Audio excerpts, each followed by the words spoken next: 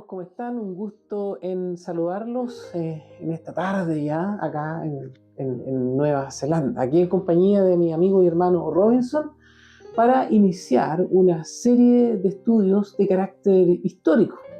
Queremos ir analizando, queremos ir revisando lo que son los credos, las confesiones, su contexto histórico, cómo nacen, a raíz de qué nacen, cuál es el propósito.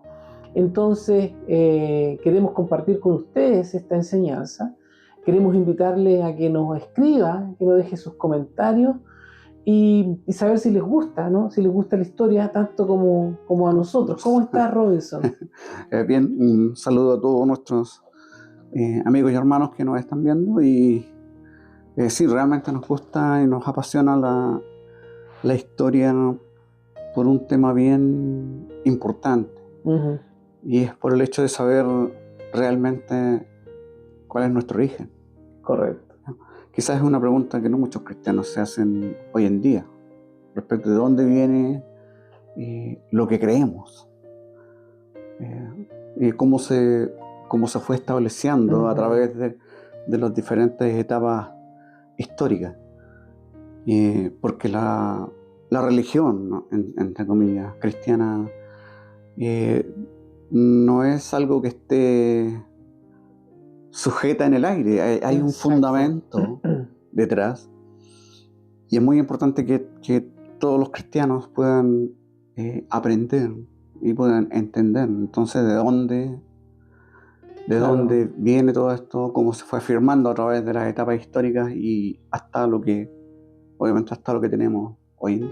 Exactamente, y es bueno entender eso desde el principio, porque la historia no camina al margen de la teología. Absolutamente no, van absolutamente de la mano. De hecho, si nosotros recorremos la Biblia de palmo a palmo, nos vamos a encontrar con evidencia interna que nos dice lugares que aún existen, Uh-huh. lugares que aún conservan el nombre con el cual aparecen en la Escritura, Sí. personajes históricos que han sido corroborados por historiadores que son ajenos, ¿cierto?, al quehacer teológico o religioso. Lo que sitúa entonces nuestra fe en un concierto real, Claro. histórico, palpable, que es posible descubrir a través de la investigación. Es fascinante.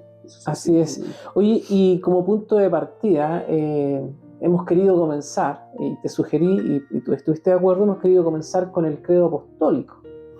Pero antes de continuar, yo creo que es bueno hacer una aclaración a las personas que eventualmente nos van a ver a través de las redes sociales, a las personas que eventualmente nos pueden seguir en las redes sociales. Es importante hacer una aclaración y que tiene que ver con la diferencia entre lo que es un credo, lo que es una confesión y lo que es un catecismo. Un credo es un resumen de verdades esenciales de la fe cristiana que están contenidas en la Biblia, que están respaldadas por la historia.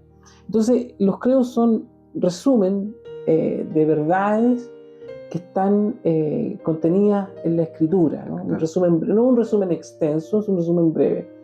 Las confesiones, sin embargo, es la ampliación de ese mismo resumen, de esas mismas doctrinas fundamentales que, como dije al comienzo, como dije hace un rato, nuevamente están contenidas en la misma Escritura y que tienen un propósito mayor, ¿no? Una cosa es el credo, yo digo en esto creo, la iglesia de Cristo es una iglesia confesante. Por otro lado también confesamos, valga la redundancia, y eso es un poquito más extenso en relación al credo, pero además tenemos los catecismos, que los catecismos son manuales de instrucciones que están hechos a base de preguntas y respuestas y que tienen por objeto enseñar al pueblo. Pero hay una cuestión bien importante, estimado Robinson, y que tiene que ver no solo con la enseñanza del pueblo de Dios, sino que tiene que ver en cómo uno se para frente a los movimientos que desde el comienzo de la historia, desde el comienzo de la fe cristiana, nos han atacado. Es una forma de prevenir los avances del maligno, pongámoslo en esos términos. Es una forma de hacerle frente a la herejía, a la enseñanza falsa, a tantas cosas que a lo largo de la historia han surgido. Juan Calvino decía que el corazón del ser humano, ¿verdad?, es una fábrica de ídolos. El apóstol Pablo, cuando entró al Areópago, una de las traducciones de la Biblia dice: veo que sois muy religiosos, y una traducción dice: veo que sois muy supersticiosos. Entonces es importante tener esas diferencias claras. Ahora, ¿por qué es importante el credo apostólico? ¿Qué nos puedes decir? ¿Cuándo fue escrito? ¿En qué época? ¿En qué siglos aproximadamente? Hay una tradición que es bastante inexacta que atribuye el credo de los apóstoles a los 12 apóstoles. Ya, correcto. Ya. Por eso se le llamó el credo apostólico. Pero la verdad es que este escrito surge mucho más tarde, en alrededor de mediados del siglo II después de Cristo, redactado por algunos estudiosos, padres de la iglesia. Y como tú decías recién, esto nace de la necesidad justamente de afrontar todas las herejías que se estaban levantando ya dentro de los círculos eclesiásticos antiguos. Nace como una respuesta para enfrentar estas herejías, estas ideas erróneas. Correcto. Que comenzaban a ganar terreno dentro de la iglesia. Entonces, hay una analogía que se hace de lo que se llama la vasija rota, tomada de una tradición de los ejércitos romanos, ¿ya? Cuando los generales del ejército se separaban para afrontar una batalla, ellos tomaban una vasija de arcilla y la rompían. Entonces, cada general se llevaba una pieza. Un trocito de la ánfora. Y entonces, como ellos estaban lejos, tenían sus ciertas estafetas para que se comunicaran con los otros generales. Los mensajeros. Los mensajeros, y los enviaban. Y ellos tenían que llevar esta pieza de arcilla. Y esa tenía que calzar perfectamente con las otras. Eso entonces autentificaba el mensaje. Ah, qué interesante. Ya. Entonces, era una forma de defenderse, ¿cierto?, del engaño. Correcto. El credo apostólico justamente nace con este mismo fin. Ya. Y entonces, tenemos que fue desarrollado a mediados del siglo II, ¿cierto?,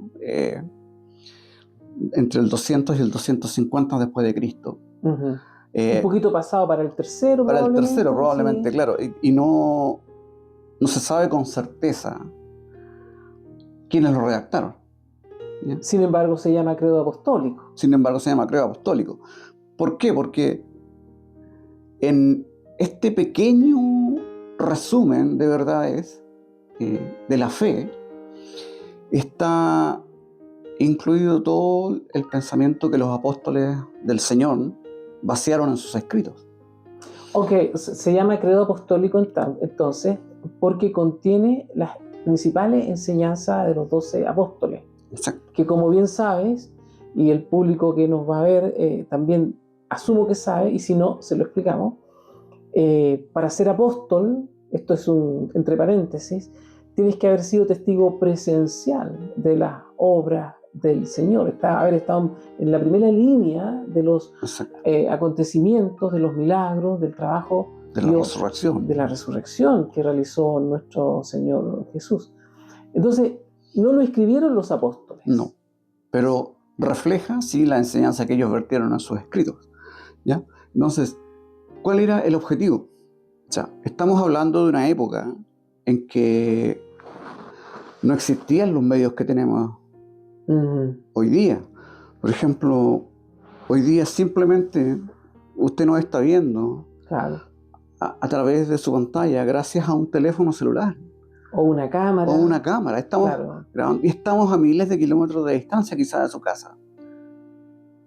Y, por obra y milagro de la tecnología, usted puede en este momento vernos. ¿Ya? Usted puede observar los libros que tenemos acá, a los cuales nosotros tenemos acceso, ¿cierto?, sin ningún tipo de restricciones, de forma masiva. Y eso es algo que no existía en los primeros siglos. O sea, copiar un manuscrito del tipo que fuese ¿cierto? Llevaba mucho tiempo. Y trabajo, ¿no? Trabajo. Existían personas que se dedicaban toda su vida a aprender el arte del amanuense, ¿no? De escribir, ¿cierto? Y de poner por escrito estos textos, ¿ya? No existía, ¿cierto?, el papel como lo conocemos hoy día, no existían las prensas, ¿cierto? Entonces todo se tenía que hacer a mano. Entonces era imposible en ese tiempo, ¿cierto?, promulgar una declaración de fe y hacerla masiva. Claro, claro. Entonces, ¿cuál era la forma más práctica y cuál era la forma más sencilla y efectiva de poner las verdades de Dios, las verdades, ¿cierto?, del Evangelio, de una forma que fuese posible transportar? Correcto, correcto. Era justamente haciendo esta pequeña, digámoslo así, declaración de principio.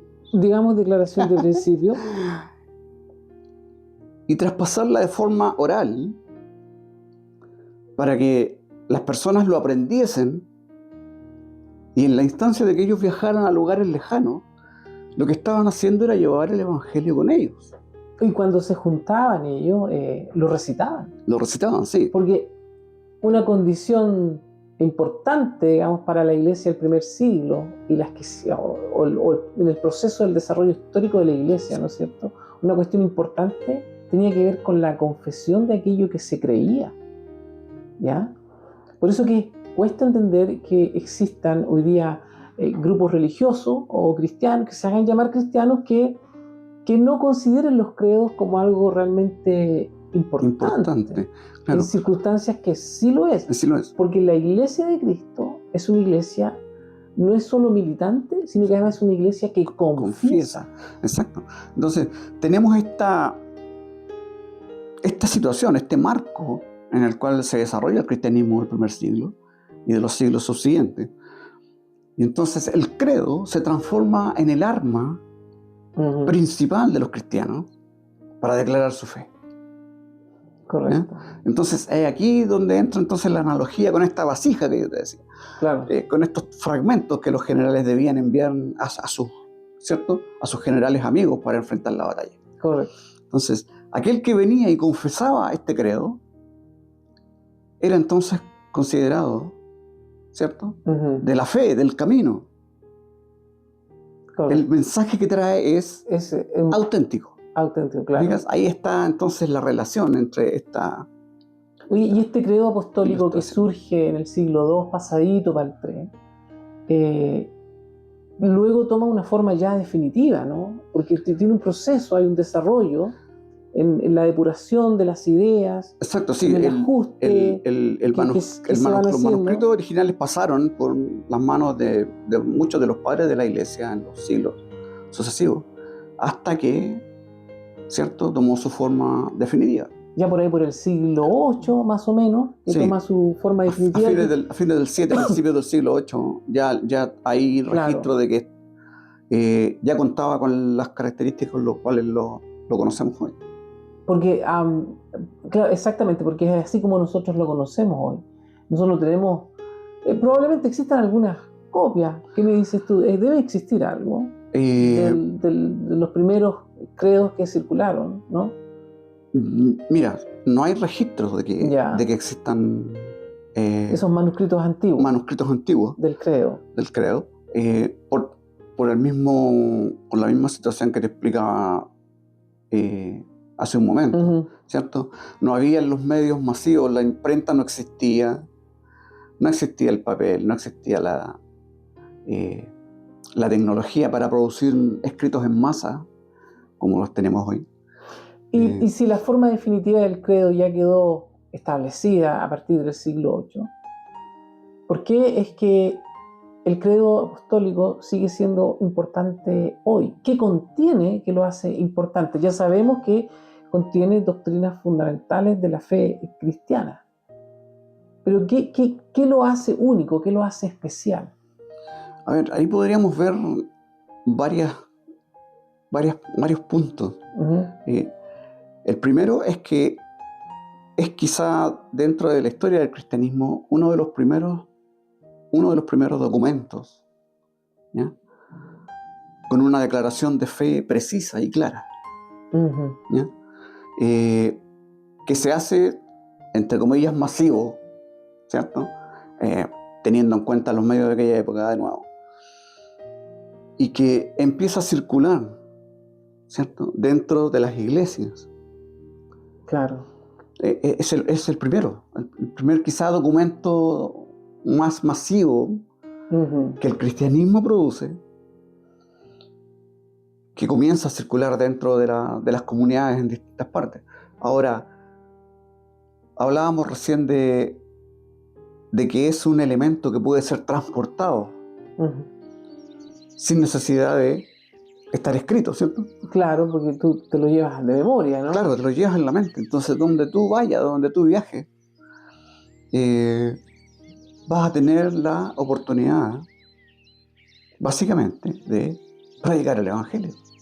¿Y qué elementos distintivos de la fe cristiana están contenidos en el credo? A ver, tenemos, por ejemplo, la deidad de Cristo. Ya. Está establecida en el credo de los apóstoles, ¿cierto?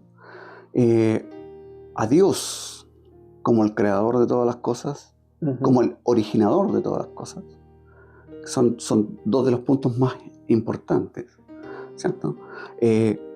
Está la Trinidad establecida con claridad, ¿ya? Para nuestros amigos que no creen en la Trinidad. Para nuestros amigos Unicitarios. Pues. Ahí está, desde los primeros siglos de la fe cristiana, ya está establecida la Trinidad como una doctrina fundamental. De la fe cristiana. De la fe cristiana. ¿No? Entonces, tenemos el origen en Dios de todas las cosas. Porque el credo comienza diciendo, creo en Dios, Padre Todopoderoso. Esta frase, aunque parezca simple, posee una tremenda potencia. Creo en Dios Padre. ¿Sabes? Y sabemos, ¿cierto? Los cristianos, cuál es el alcance de la palabra Padre cuando se refiere a Dios. Correcto. ¿Cierto? Tenemos ahí implícito el origen de todas las cosas desde Dios, ¿cierto? Omnipotente, todopoderoso. Creador del cielo y de la tierra. Y de la tierra. Entonces, empezamos a... Si desglosamos solamente esa primera frase, podríamos llenar varios volúmenes. Entonces, tenemos esa parte, que es, digámoslo así, podría ser el origen. Y luego pasa a la segunda persona de la Trinidad. A la segunda persona de la Trinidad, que es Cristo, ¿cierto? Dice, creo en su Hijo, Jesucristo, y a continuación declara, ¿cierto?, una verdad histórica, ¿cierto? Que nació de una María Virgen, ¿cierto? Padeció bajo el poder de Poncio Pilato, que es un hecho histórico. Hecho histórico, o sea, es un personaje histórico. Pilato no es ficción. O sea, si usted va a Cesarea de la Mar, ahí en la costa mediterránea de Israel, hay unas construcciones enormes que Herodes el Grande construyó. Y en uno de esos palacios, o los restos de esos palacios, hay una placa. Y dice, Poncio Pilato, procurador de la región de Cesarea, de Judea, describe a Pilato como una autoridad romana en la zona. Entonces, el hecho que aparezca el nombre de Poncio Pilato en el credo le da el sustento histórico necesario. O sea, esto no está en el aire, esto no es una cuestión que salió de la nada. Por eso es bueno reiterar que la fe cristiana no camina al margen, la teología cristiana no camina al margen de la historia. De la historia, en absoluto. Y bueno, y continúa entonces diciendo, ¿cierto? Fue sentenciado, crucificado. Muerto, sepultado, al tercer día resucitó. A la resurrección, el otro hecho Importante. y fundamental de la religión cristiana. Que en todo caso eso lo consigna Flavio Josefo. Exacto, historiador judío del primer siglo, absolutamente ajeno a los intereses cristianos. ¿Ya? Muchos de los historiadores contemporáneos marcan a Flavio Josefo como un traidor, ¿ya? Porque Flavio Josefo estuvo en el sitio de Jerusalén. O sea, él es un testigo ocular. Sí, de primera mano. Y entonces él salva su vida justamente pasándose a los romanos, al lado romano, lo que le da la oportunidad de escribir todo lo que en este momento nosotros tenemos de Josefo, su historia eclesiástica, y sus muchos escritos que nombran a personajes que aparecen también en la Biblia. Entonces podemos decir, estimado Robinson, que el credo apostólico, en primer lugar, no fue escrito por los apóstoles. Sin embargo, se llama credo apostólico porque contiene las enseñanzas de los apóstoles. ¿Correcto? La forma original se escribió, apareció siglo II, un poquito pasado para el siglo III, y ya en el siglo VIII, VII aparece su forma definitiva, que es perfectamente verificable en la historia. ¿Por qué crees tú entonces cuál es la importancia del credo apostólico hoy día para la iglesia del siglo XXI, del año 2026? Yo creo que junto con muchos documentos que existen hoy día, las confesiones y los catecismos, como tú decías primero, forman parte del sustento básico de la tradición cristiana. O sea, lo que tenemos en el credo es Biblia pura. Permíteme hacer un paréntesis. Fíjate que yo tenía un profesor de historia cuando yo estudiaba en Chile, en el Instituto Bíblico, y él decía, si usted al comienzo del culto, al comienzo del servicio, recita el credo apostólico y lee el Padre Nuestro y ora el Padre Nuestro, automáticamente todos los unicitarios o unitarios quedan fuera. Exacto. Entonces, ahí entra la característica de arma, ¿no? que tiene el credo apostólico. Porque principalmente quienes lo recitaban y lo aprendían, justamente estaban ya inmunes a la influencia de doctrinas extrañas. Correcto. Por eso se llama credum del latín. Ahora, ¿tú crees que es importante? Yo creo, eso es. ¿Tú crees que es importante que las iglesias hoy día comiencen sus servicios religiosos, sus cultos, no solo con la lectura del Salmo, que es importante, ¿no? La lectura del Salmo, sino que además incorporen el recitar el credo apostólico o uno de los credos existentes, el credo niceno, el credo de Atanasio. Claro, no los más extensos, pero sin embargo algunas partes. ¿Crees tú que es importante que las iglesias comiencen? Sabemos que comienzan con una oración, sabemos que además comienzan con la lectura de un salmo, por lo menos nuestras iglesias reformadas. Comenzamos con la lectura de un salmo, también leemos o recitamos el credo o leemos alguna parte del catecismo, algunos trozos de otros credos. ¿Tú crees que hoy día la iglesia del siglo XXI debiera comenzar declarando lo que cree al momento de invocar al Padre? ¿Qué importancia tiene? En un mundo perfecto eso sería lo ideal. Ahora, ¿cuál es el problema? El credo apostólico es también una declaración doctrinal.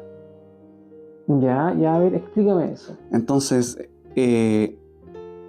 obviamente, si nosotros miramos hoy día a nuestro alrededor, nos vamos a encontrar que existen iglesias con doctrinas distintas. O iglesias sin doctrina. O iglesias sin doctrina. Derechamente, claro. Entonces, ¿qué es lo que yo llamo, lo hemos conversado un par de veces, qué es lo que yo llamo hemoevangelio? El evangelio de las emociones. Exacto. Entonces, pues te decía que era tan importante para los cristianos antiguos tener esto en su mente y en su corazón, porque era el antídoto para las doctrinas extrañas. O sea, la iglesia ya estaba lidiando con el marcionismo, ¿cierto? Ya estaba lidiando con varias doctrinas extrañas que negaban la deidad de Cristo, ¿cierto? Que negaban la humanidad de Cristo. Claro. Y algunas cosas por el estilo ya se habían levantado, algunos ya estaban ganando terreno. Y el credo era justamente el antídoto, porque es una declaración doctrinal, ¿ya? Con la cual, lamentablemente, y es triste decirlo, muchas de las iglesias contemporáneas no comulgan. No, desgraciadamente. No comulgan. Porque exacto, no, porque desgraciadamente existe una falta de doctrina penosa, ¿no? En muchas congregaciones. ¿Ya? Sí. Entonces, vemos en paralelo que han pasado 2000 años y el credo sigue teniendo su vigencia. Claro. ¿Por qué? Porque las condiciones no han cambiado. Y eso es importante, porque eso da cuenta de que nosotros, como cristianos, como hijos de Dios, no somos unos aparecidos, ¿eh? No. Entonces, tenemos de dónde sacar nuestra, digámoslo así, nuestro árbol genealógico. Podemos construirlo, ¿ya? No nacimos hace 100 o hace 150 años. No. Nosotros estamos enraizados en la historia, y valga la redundancia, porque la teología no camina, o la historia no camina al margen de la teología. No. Oye, Robinson, ya para ir concluyendo, ¿cuál sería tu consejo? ¿Cuál sería tu sugerencia para el mundo evangélico en general en relación al credo apostólico? Bueno, el credo es un tesoro. Uh-huh. Es un tesoro, porque nos trae, digámoslo así, las palabras de aquellos que estuvieron con el Maestro, que estuvieron con el Señor, uh-huh, allí en la Judea del primer siglo, que estuvieron con Él 3 años, que aprendieron de Él, que sufrieron con Él, que sufrieron por su fe.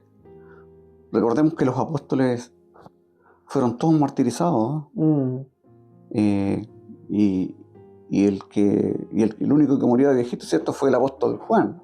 Claro. ¿Cierto? Que intentaron, dice la tradición, hervirlo en un caldero con aceite y no le pasó nada. Entonces lo exiliaron, lo condenaron como un brujo y lo mandaron a la isla de Pasmos. Entonces, claro. Y es allí donde él recibe la revelación del Apocalipsis, ¿no? Uh-huh. Entonces todos murieron martirizados por su fe, ¿ya? Esa es nuestra tradición. Correcto. Sí, Ese es el origen de nuestro árbol genealógico. Entonces, tener esto que básicamente transcribe las enseñanzas de Jesús a los apóstoles y de los apóstoles para nosotros, es un tesoro inmenso, invaluable, de riqueza teológica invaluable, como lo dicen. Entonces, el deseo de mi corazón es que las iglesias pudieran comenzar a considerarlo, sí, y a conocerlo. Estudiarlo también. Exacto. Y así como el credo de los apóstoles, también otros documentos antiguos que son absolutamente, yo diría, imprescindibles. Porque, que deben estar en nuestra biblioteca. Exacto, porque regulan de... Sí, es como el marco jurídico, ¿no? A los abogados les gusta hablar del marco jurídico, de la ley marco, en fin. Para nosotros es el parámetro, para nosotros es la medida, el margen, es el área por la cual nosotros debemos caminar. Eso no significa que eventualmente usted desarrolle algún tipo de pensamiento, siempre y cuando no se aleje, digamos, de la ortodoxia cristiana, ¿no? Exacto. Tú debes construir tu teología. Claro, lo que quiero decir es que esto no elimina tu forma de pensar, ni tampoco elimina tu opinión. Exacto. Pero te regula, te ordena, te marca. Te pone los límites. Claro. Te pone los límites en los cuales tú puedes desarrollar tu pensamiento. a Paul Tillich, un teólogo alemán. Escribió un interesante libro que se llama Historia del Pensamiento Cristiano. Y en él traza, ¿cierto?, las líneas de las diferentes corrientes de pensamiento a través de la historia. Pero siempre dentro de los marcos de la, ¿cierto?, de la catolicidad teologal, de la doctrina sana, Claro. ¿cierto?, de la enseñanza pura de la Escritura. Correcto. Y hay en ello también una riqueza enorme. Hay hombres muy, muy, muy preparados que escribieron muchos libros y documentos que son enriquecedores si un cristiano accede y bebe de esta. Charles Spurgeon decía algo muy importante. Él decía: visita buenos libros, pero vive en la Biblia. Claro. Y eso a nosotros nos da una idea entonces de cómo movernos. La educación cristiana es importante, es fundamental. Y en ese sentido entonces es que estos documentos son de un valor inapreciable y que son, yo creo, un deber de todo aquel que se llama a sí mismo cristiano: conocer, descubrir, entender, evaluar, ¿cierto? Porque nuestra religión no nos impide pensar. No, por supuesto que no. Dios no vulnera tu intelectualidad. Exacto. De ninguna manera. Entonces, como te digo, hay ahí un tesoro inmenso por descubrir. Y como te digo, si ¿Tú lo recomendarías a las iglesias que lo lean? Por supuesto. Y como te decía adelante, solamente la primera frase es una bomba teológica que es, ¿cómo se llama? Establece la piedra angular, ¿no? Exacto, y tiene la riqueza necesaria para que el cristiano honesto se interese por ella. Claro. ¿Cierto? Tiene el valor que es necesario para que el cristiano adormecido pueda entonces abrir sus ojos, expandir su mente, beber de estos documentos, sumergirse en ellos, extraer la riqueza, como te digo, solo de la primera frase del credo apostólico tú puedes. Sí, es mucha la riqueza. Sí. Entonces, hay ahí un tesoro por descubrir. Y es penoso que se menosprecia. Que se desdeñe. Sí. Hay un menosprecio hacia las confesiones, hacia los credos. Hay un menosprecio realmente que da pena. Bien, estimado Robinson, le prometemos a nuestra audiencia que vamos a seguir en esta programación de historia y vamos a ir analizando, ¿verdad? Vamos a ir revisando. Sí. Quizás no con la profundidad que quisiéramos de repente por cuestión del tiempo, o quizás sí, pero vamos a ir revisando el carácter, el nacimiento histórico del resto de los credos y confesiones que tenemos. Hay unos muy, muy interesantes. Y si es posible también vamos a hacer un pequeño análisis, una pequeña explicación del credo en sí mismo completo, para que la gente lo vaya conociendo y vaya sacando sus conclusiones y vaya interesándose. Claro, y esa va a ser, porque esta es la primera parte del credo apostólico, pero la segunda parte va a ser justamente el desmenuzar el credo apostólico. Así que invitamos a nuestra audiencia que lo adquiera, que lo lea. Está en internet por todas partes. Así que no hay excusa para no leerlo y no conocerlo un poquito. Así que en la segunda parte vamos a desmenuzar el credo apostólico. Lo vamos a ir revisando línea por línea, ¿verdad? Con tu concurso. Y invitamos a nuestra audiencia a que nos siga en nuestras redes sociales para que juntos veamos esta historia que es tan bonita. Sí. Como dije y lo he dicho ya en reiteradas ocasiones, la teología, la fe cristiana no camina al margen de la historia. Nosotros no nacimos hace 100 o 150 años, nosotros tenemos años, siglos siglos de historia y invitamos a nuestra audiencia a conocerlo. Palabras al cierre, estimado profesor. Palabras al cierre, esperamos sinceramente de todo corazón de que les haya gustado esta introducción, ¿cierto? A esta serie de estudios que estaremos haciendo de los diferentes credos y confesiones de la Iglesia. Y bueno, les aprovechamos de lanzarles también el desafío, ¿cierto? A que usted pueda entonces allá en su casa conseguirlo. No es difícil. No es difícil, está en las redes sociales. También vamos a estar en un futuro, ¿cierto?, dándole algunos lugares donde usted puede conseguir literatura del tema. Pueden entrar a www.ccreformada.com www.ccreformada.com. Ahí usted le da clic a la primera página que aparece e inmediatamente va a encontrar los credos y confesiones, no todos, los más importantes, los que nuestras iglesias reformadas acá en Nueva Zelanda adscribe, y otra información de interés. www.ccreformada.com. Queridos amigos, que Dios les bendiga.